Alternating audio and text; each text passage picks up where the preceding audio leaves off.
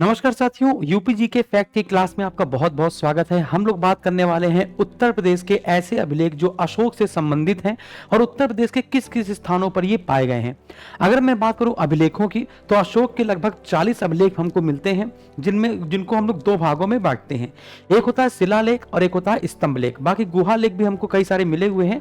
हम लोग यहाँ पर स्तंभ लेख और शिलालेख की बात करेंगे, जिनको दो दो भागों में बांटा जाता है, बृहद और लघु।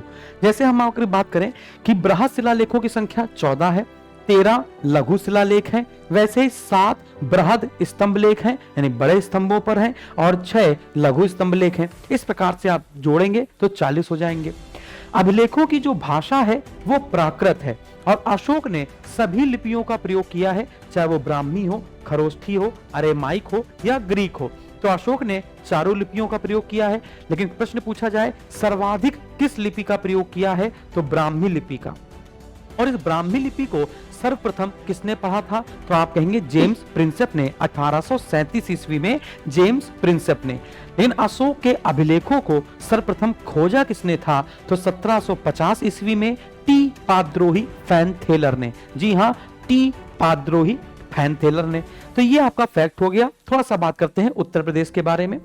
उत्तर प्रदेश में अशोक के अभिलेख आपको मिलेंगे बच्चों 5 स्थानों से। एक अहरौरा जो मिर्जापुर पड़ता है, तो अहरौरा, सारनाथ और कौशाम्बी में लघु स्तंभ लेख आपको देखने को मिलेंगे, जबकि मेरठ और प्रयागराज में बृहद स्तंभ लेख देखने को मिलेंगे। तो याद रखिएगा, मेरठ और प्रयागराज में बृहद स्तंभ लेख है, जबकि अहरौरा, सारनाथ और कौशाम्बी में लघु स्तंभ लेख है। यही सारनाथ का जो सिंह स्तंभ है, यही भारत का राष्ट्रीय चिन्ह भी है।